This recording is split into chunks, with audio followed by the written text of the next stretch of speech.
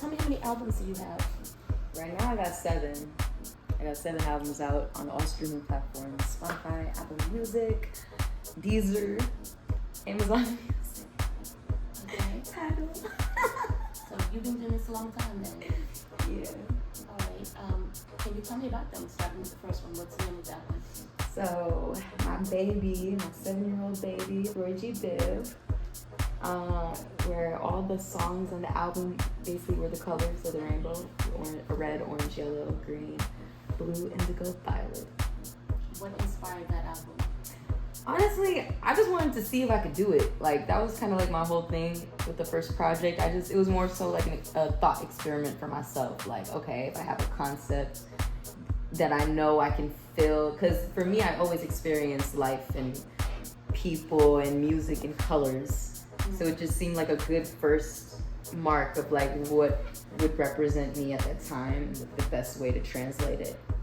So yeah, I had, the red song kind of goes into like a kind of like a violent-ish aspect of myself, because dealing with like sexual trauma and like just trauma in general, that just makes me feel red. Orange is like an explosion of creativity, so it's like it makes me think of women, and us like bossing up and stuff, so it's called Bosses. Yellow, obviously, just like illumination, right? And so that happens to be my first song, Lemon Tree. Green being you think of envy, you think of like nature, you think of the garden. So it's like I put those themes into that song, Control Alt Delete. Blue, you think sad. It's a song about my mom and dad, because like they put me through a little bit of a void when I was younger. Indigo, Third Eye, speaking about healing, it's more tapped into a spiritual vibration. And then Violet, which I tapped into my roots as an Indian, my Dravidian background and stuff like that. So being your first album, how many years back was that? 2018. So 2018, your first album. Do you believe going from your first to your 7th was like a growing period from that first album? You were really able to like feel and get to know yourself and who you are? Absolutely. I think that's reflected more in like my 3rd album, because the songs really just like came together from after being compiled of making music, practicing basically for 3 years, and like coming up with a storyline based on my experiences over 3 years. So like I was able to really observe like how I grew and like my principles and values and how it's been shaped and things like that. So your life is basically your albums are your story. Yes. And collaboration in those producers, do you write and produce the music? Yeah, I write all my music. I don't like people writing for me, but I guess as I get older, I'm more open to the idea, but I'm very like prideful about my pen. It's my shit, so it's like, why wouldn't I write it, And I'm starting to feel that way more about the music too, but I gotta just like train myself more on like, what sounds I like and things of that nature. But yeah, I fuck with all the producers I work with. In the beginning, it was more so like YouTube and SoundCloud beats, but as I've grown into the community and like learned who's making what, it's like it's dope to combine minds. So tell me about the rest of the albums, the names. Yep. So my 2nd album is called, or I guess it was an EP. It's called Bad Love. And it kind of talks about an experience I had with this guy that I fell in love with for like a week. I was 19. It was cute. But I fucked it up. By doing some hoe shit. So, and you have to learn what hoe shit is. Let's be real. I was like, no one's going to, my mom didn't tell me, my dad didn't tell me. So it's like, you have to like tumble and bump your head to like figure out like stuff. So, 3 songs. Then I have I Don't Wanna Be Here, like I said, my 3rd album. That's my big baby, 14 songs. Sort of goes into like, again, me choosing between myself and love and another love, like a new love. Mm. So it's like, it's weird. It's like, obviously the answer is to choose myself, right? But like this new figure comes in and you're like, oh my God, maybe he'll reflect like the better aspects of me. Like you never know. You don't fucking know these things. So the fourth one is called Love Letters. 5 songs, just like real sweet, just like a compilation of love songs I've written, the 5 best ones that I felt.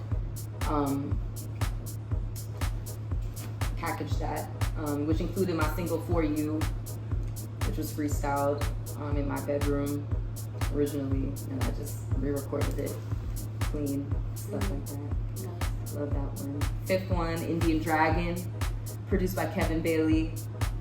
Again, another aspect of like, honestly, like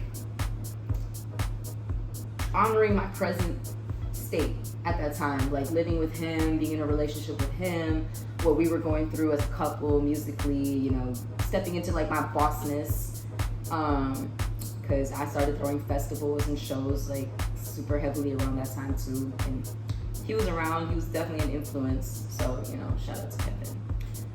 6th project, GGG, my GGG EP, 3 songs, all the songs named after, or start with G, so Gemini, My G, Genius, because it's just the perfect amalgamation of me as a G. And yeah, that leads us to our 7th, Life of a Gemini, produced by PvP. And the way we met was special. We worked at a weed plant, and he happened to sit right next to me, and that was my first time noticing him. And we found out that we were both Geminis. Found out we were born within the same frame. He found out I made music. I found out he made beats. Nice. He made beats on his iPhone. He gave me the headphones. The first song he played me, I started writing to it immediately, which is when you know you love some shit. Yes. So, yeah, like during our breaks, we were just like curate this album together. And then back when I was living in this house with my homegirls that were also working at this job, he'd come over and we'd, you know, record the album. He'd send over the stems. I sent it to my boy Andy. Shout out to Andy for producing actually Gemini and My G off of GGG. He mixed this album. And yeah, it turned out, it's a pretty rough, I would say it's a pretty rough skeletal thing, but for what it's worth and for what it represents, like I'm proud of it and I love it. And you know, it basically talks about 2 people that really feel each other but just don't say it out loud. Just being in your head with it. And at the end of it, Too High, which is the last song on the album, it's basically like, fuck, do I fuck with you or am I just high? Yeah. It seems like your songs are very in-depth and they all tell a story.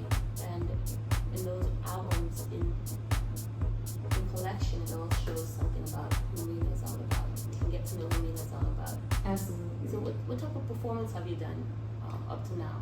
Oh, like a fuck ton of performances. Like I could perform up to 45 minutes now to an hour.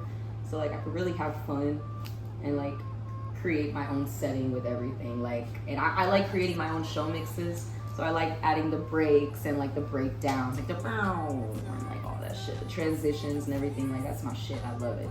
It's like curating a movie on stage, basically. But you're the main actor. You're the only actor. It's a one-woman thing. So I like it.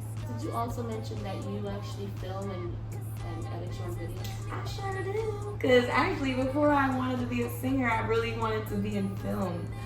And I wanted to shoot my movies and stuff, shoot TV shows, shit like that. Like, I just never, like, I never wrote any stories or nothing like that. I just like filming and I like editing.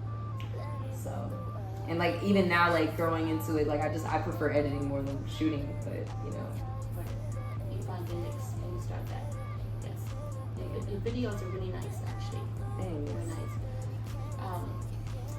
If you was to pick 3 artists, just 3, to open for, who would they be? Rihanna, Jhené Aiko, Sade. Sade. You heard it. Those three. That's it. Yep.